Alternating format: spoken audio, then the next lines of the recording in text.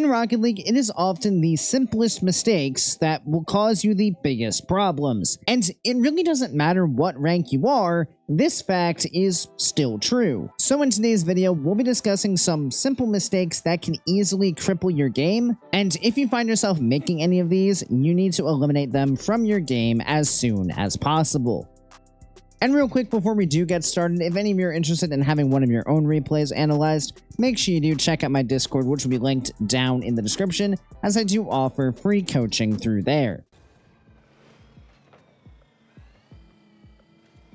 Okay, and then talking read of the game, this turn is fine, but you can slow down here. This is a prime example of just moving too far up the field too quickly, putting ourselves in a spot that we then need to correct to be able to get back to the ball. So in a spot like this flip forward is fine. You land here. You should start slowing down right now. And the reason I say that is we have absolutely no idea where this ball is about to end up. He could, just let it bounce off the wall. He could pinch it into the corner. He could pinch it mid. He could pinch it up. Like, who the heck knows what this guy is about to do, especially at this rank. I'm not anticipating him pinching it directly across the field in front of the net. Like, that just seems pretty unlikely. But with that in mind, like, even if he does, like, we're probably not going to get there fast enough anyway. But we want to give ourselves enough space to be able to react to wherever the ball goes, which is a big thing. It's just understanding how to give ourselves enough space to play off as many outcomes of a play as possible. Because, like, right here, when you keep moving up, it's almost like you're playing for the ball to come across the goal line. Like, that's why you're here. It's because you're hoping that the ball comes across and you can be close enough to pounce on it. But when it does literally anything else, you're now out of position because you can't deal with it because the ball is, up there. And what are you going to do with that from right here? But if you were back here, now this is fine. Like, you're not at the rank where you're going to jump for this or anything, but you have an angle where you can more comfortably move over to play the ball because you're still behind where it is. But instead, you moved all the way up here.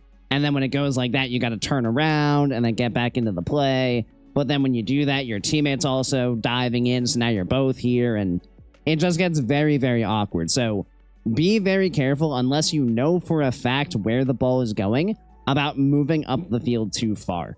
Because that is a very easy way to just put yourself in a spot where you just can't make a play on the ball. Where if you had just been a little bit further back, you would have been in a much more comfortable position. Just be aware of teammate there. Like, he is going to get the mid boost. If you want this ball, you need to just hit it and go to make it obvious to your teammate what you're doing.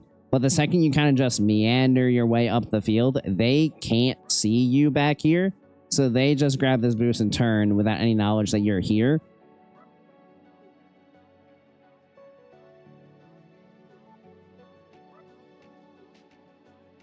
And it creates a very unnecessary double commit. So just be aware, like, of your teammate in this position. At the very least, you should be able to hear him over there.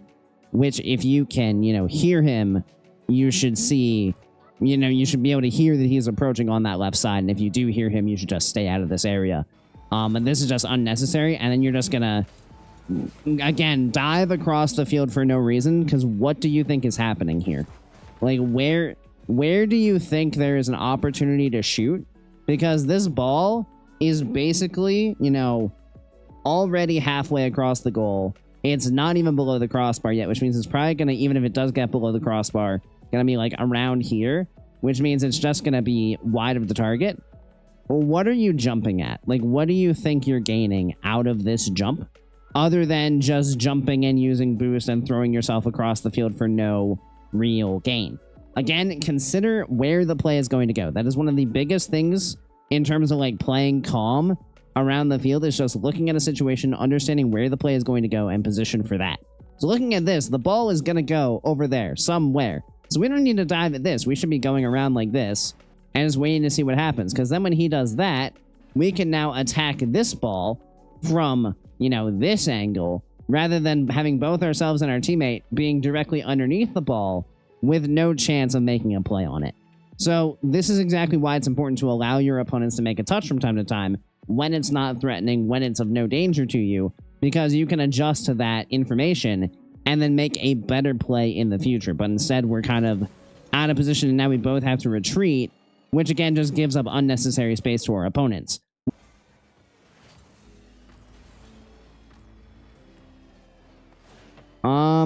What I would like to see here, there's really no reason for you to rush this because you have a wide open net, but you're probably not going to score this. So what you need to do here is just try to keep the ball in your own possession for as long as possible.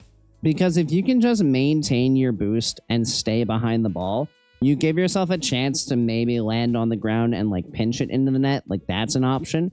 But more than anything, we don't want to give up the ball for free because when we just flip away like we do here, it signifies to our opponents that they have a free ball to play with, especially if our teammate isn't ready to play the ball for us. So even if we don't think we can get the ball on target here, which if you can't, that's totally fine. A big thing that you can do to just continue to control the game is just try to keep your car as close to this ball as possible so that your opponents have to respect your presence. When you do this, they no longer have to respect you. They just have to figure out where the ball is landing, and they get it for free. So just be aware of that.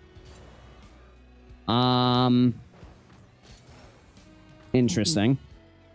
We'll talk about this whole play then. Okay, so your opponents are going to score here. This play is entirely on you for two reasons. Number one, we lack consistency on our kickoff. Just, going with the straightforward flip until you get consistency in the speed flip.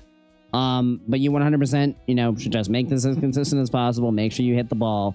Because we don't want situations like this where we just float away. Because, again, this is very obvious to our opponents.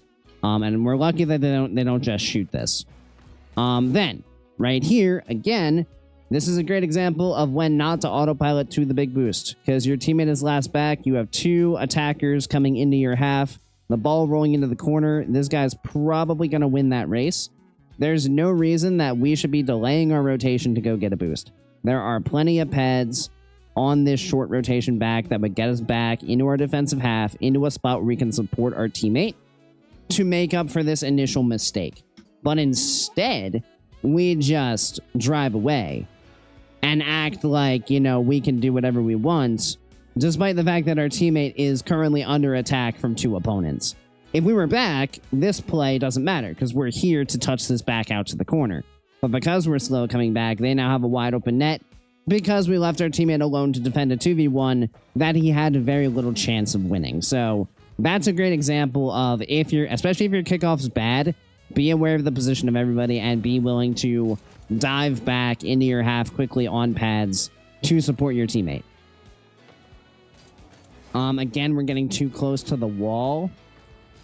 When you make this touch, a high-rated thing that you can do, and I've seen you do it, a time or two here, is just use your camera to look down the field to see where that other player is, to know if they're coming in for this, if they're just waiting, like what exactly is going on, because then we can make our decision off of that information.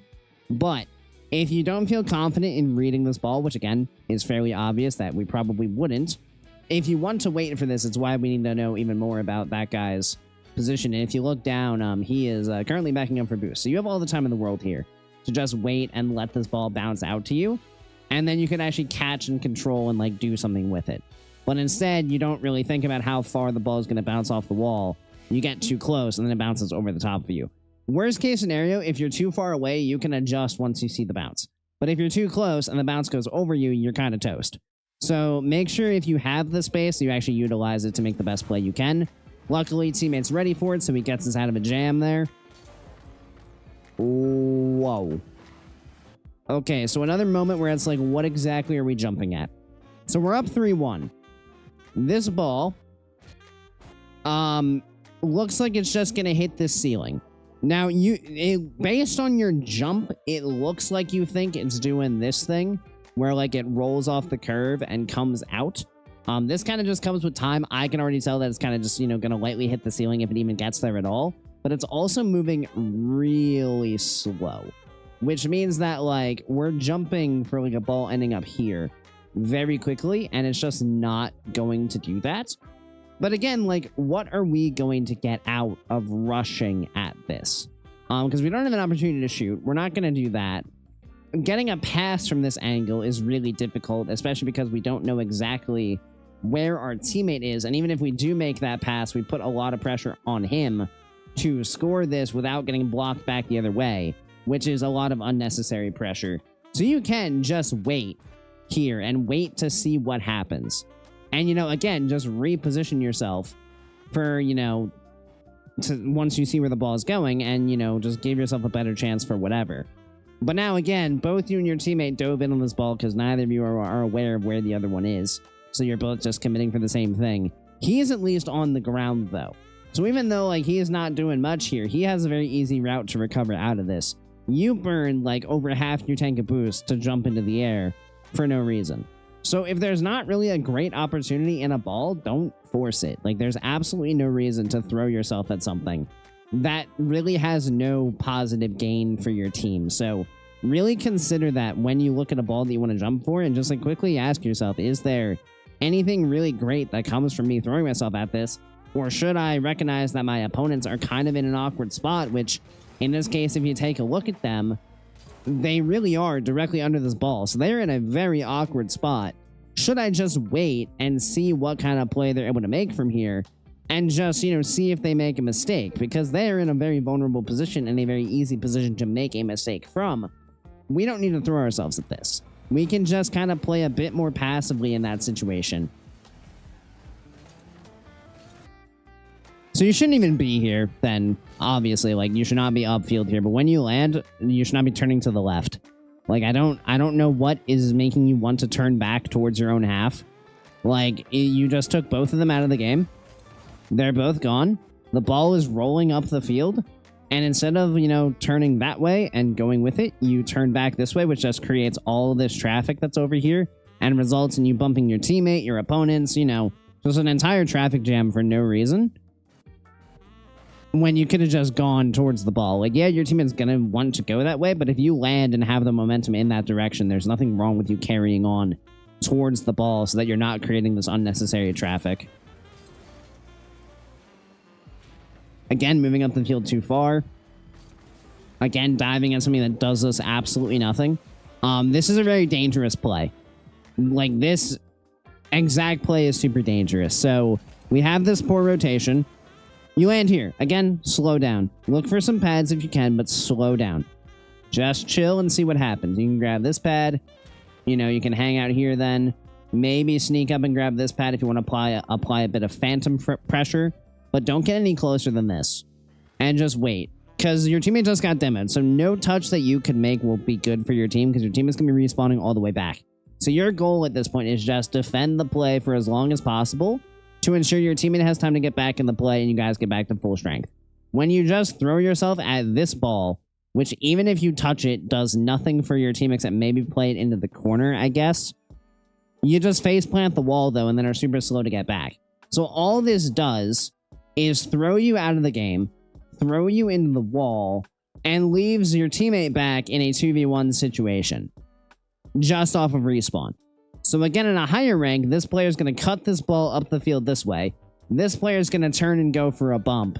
And your teammate is going to be looking at this going, what the heck am I supposed to do here? Because you took yourself out of the game unnecessarily. So don't throw yourself out of the play like that. It is completely unnecessary. It puts you and your team in a bad spot. And it's one of the easiest ways to just, like, throw your teammate under the bus, essentially. Okay. Another big lesson, don't overdrive unnecessarily.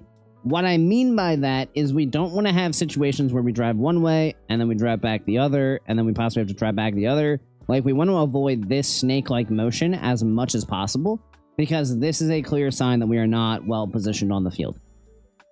How we do that is we try to keep ourselves in as neutral a position as possible until we see exactly where the play is going to go. So what I would do here is, first of all, there's no reason to heavy attack the goal line. There's just not. Because we're beat to this ball anyway. So we can kind of just drive forward, you know, nice and easy, and see what's going on. Because it looks like the ball is going to go that way. Surely. But if it does that, like, that's fine. We can then just drive across the field with it. So if we're here, that's fine. But then when he overdrives it, we can still just be hanging out here. You know, maybe we've eked out a little bit this way. But then when this other guy comes in and slaps the ball back across, we can already be here. And then just turn slightly and go make a play on the ball. But instead, you go all the way across this way, and then all the way back across this way. And it makes things very, very awkward for you. So try to keep yourself in those neutral positions until you know 100% for a fact where the ball is going. Because even in a situation like this, when it looks like it should be going that way, even if he does cleanly catch it, your teammate's going to be going that way. So you can just let him take it then and drive back behind him while maintaining coverage on this left side of the field in the case that it works back the other way. Don't rush this touch then. You have a completely free ball. There's absolutely no reason to flip into this, to just boom it anywhere. The only place if you're going to blast this ball away should be like here, here, here maybe, but I don't think this is necessarily the play. Maybe the backboard would be the play since this dude looks awkwardly positioned, like you could try to bang it up there. But in general, if you force this to the back corner, you should try to control this as much as possible.